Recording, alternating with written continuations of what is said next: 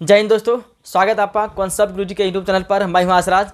आज का ये सेशन जो है सिविक्स के शॉर्ट क्वेश्चन शुरू करते हैं। शॉर्ट क्वेश्चन मतलब क्या होगा? लघु उत्तरीय प्रश्न जो कि परीक्षा में 2 अंक की आता है। ठीक है, इससे पहले सिविक्स का लॉन्ग क्वेश्चन और शॉर्ट क्वेश्चन बता दिए हैं। अगर आप लोग नहीं देखे हैं तो उसको सबसे पहले जाकर जरूर देखें, उसका अलग अलग प्लेलिस्ट बना हुआ है। ठीक है, आप लोगों को यह क्लास जो है लेट से मिला होगा, इसका कुछ रीज़न है। ठीक, कुछ बीच में प्रॉब्लम आ गया था, इसलिए क्लास नहीं ले पाए थे। ठीक, आइए बिना समय गवाए शुरू करते हैं क्वेश्चन को। ठीक है, क्वेश्चन क्या है? सत्ता की साझेदारी में जो है लोकतंत्र में क्या महत्व रखती है? देखिए, सत्ता में अभी कौन है?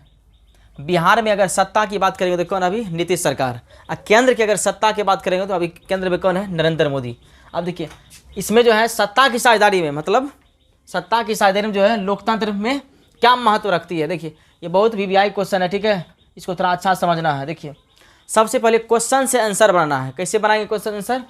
सत्ता में साझेदारी की आवश्यकता, लोकतंत्र में मजबूती। सत्ता में साझेदारी की आवश्यकता क्या है? लोकतंत्र में मजबूती। अब लोकतंत्र क्या है हम इसको अच्छा से बता दिए हैं। ठीक है, उसको जाके जरूर देखना है। मजबूती और क्या क्या? स्थिरता और क्या? और इसके आधार पर अधिक से अधिक व्यापक। व्यापक का मतलब एक, व्यापक माना क्या हुआ? एक बनाने के लिए सबसे पहले महत्वपूर्ण है। क्या एक बनाने के महत्वपूर्ण है? मजबूती और स्थिरता। किसमें? सत्ता की साझेदारी में, लोकतंत्र के लिए। और देखिए क्या है ये? यदि समाज के विभिन्न वर्गों को, यदि समाज के क्या है? विभिन्न वर्ग में ढेरी आ गया। ठीक है, हिंदू मुस्लिम सिख ईसाई सभी, उचित सम्मान, सबको सम्मान कैसा मिले? उचित सम्मान। ऐसा नहीं कि मुस्लिम है तो इसको सम्मान नहीं मिले, हिंदू है तो हिंदू को सम्मान मिले, मुस्लिम को नहीं। समाज में सभी वर्गों को कैसा सम्मान मिले? उचित सम्मान मिले। और क्या? प्रतिनिधित्व नहीं दिया जाए, कोई तरह का भेदभाव नहीं दिया जाए। तो समाज में कौन सी स्थिति? तो समाज में क्या स्थिति आ जाती है? गृह युद्ध। मतलब आपस में ही क्या हो जाती है? झगड़ा हो जाता है। आपस में झगड़ा जो हो जाता है उसको क्या बोलेंगे? गृह युद्ध। ठीक, अब देखिए क्या है? परिवारवाद क्या है? इसको अच्छा समझते हैं।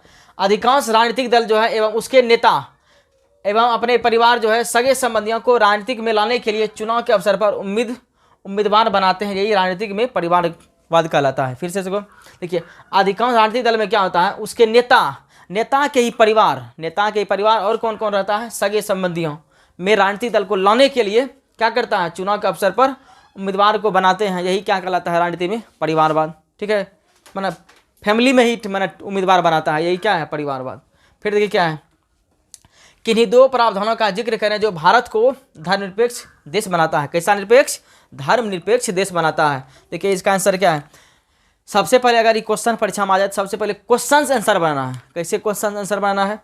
किन्हीं 2 प्रावधानों का जिक्र करें जो भारत को धर्मनिरपेक्ष देश बनाता है, जो इस प्रकार हैं। तब लिखेंगे पहला पॉइंट क्या है? देखिए, यहाँ राज्य का अपना कोई धर्म नहीं है। यहाँ राज्य का अपना कोई धर्म नहीं है, सबका अपन, ठीक, अपना कोई धर्म नहीं है। कहने का मतलब क्या हुआ? किसी का पर्सनली ऐसा नहीं कि हम हिंदू है तो पर्सनली हिंदू धर्म है, कोई भी धर्म अपना सकता है। ठीक है, प्रत्येक व्यक्ति को यह अधिकार है कि वह अपनी इच्छानुसार कोई भी धर्म अपना सकता है।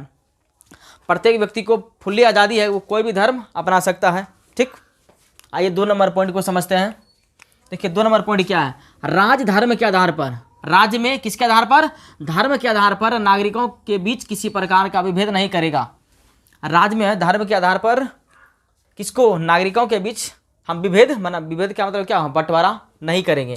चाहे व्यक्ति किसी भी धर्म से हो, किसी भी जाति से हो और किसी भी लिंग से हो, लेकिन उसको धर्म के आधार पर हम लोग अलग नहीं कर सकते हैं। तो इसका आंसर हो गया। अब देखिए नेक्स्ट क्वेश्चन क्या है? संघ राज्य का अर्थ। कौन राज्य? संघ राज्य। देखिए, जब किसी देश में शासन चलाने के लिए दूसरे स्तर पर सरकार का गठन किया जाता है तो वह क्या कहलाता है? संघ राज्य कहलाता है। दूसरे स्तर पर सरकार के गठन का मतलब क्या हुआ? देखिए, राज्य को चलाने के लिए राज्य सरकार की जरूरी पड़ता है। ठीक, और केंद्र सरकार को चलाने के लिए किसको जरूरी पड़ता है? केंद्र सरकार की जरूरी पड़ता है। मतलब राज्य को चलाने के लिए राज्य सरकार और केंद्र को चलाने के लिए केंद्र सरकार। तो वही क्या है यहाँ? जब किसी देश में शासन चलाने के लिए दूसरे स्तर पर, कहने का मतलब क्या हुआ? राज्य में राज्य का सरकार, केंद्र में केंद्र का सरकार, यही क्या कहलाता है? संघ राज्य कहलाता है। देखिए फिर क्या है? संघ राज्य में सर्वोच्च स्तर पर किसकी सरकार होती है? केंद्र सरकार की। सर्वोच्च स्तर पर किसकी सरकार होती है? केंद्र की। प्रांतों की अपनी सरकारें होती है। प्रांतों का मतलब क्या हुआ? अलग अलग राज्य के अपनी सरकार होती है। और एक लिखित संविधान के द्वारा दोनों स्तरों की सरकार के बीच शक्तियों के बंटवारा। लिखित संविधान के द्वारा दोनों के शक्तियों को क्या कर दिया जाता है, बंटवारा कर दिया जाता है, तो यही क्या कहलाता है, संघराज्य। उम्मीद करता हूँ यह क्लास समझ में आ गया होगा। मिलते हैं किसी नेक्स्ट वीडियो में। धन्यवाद।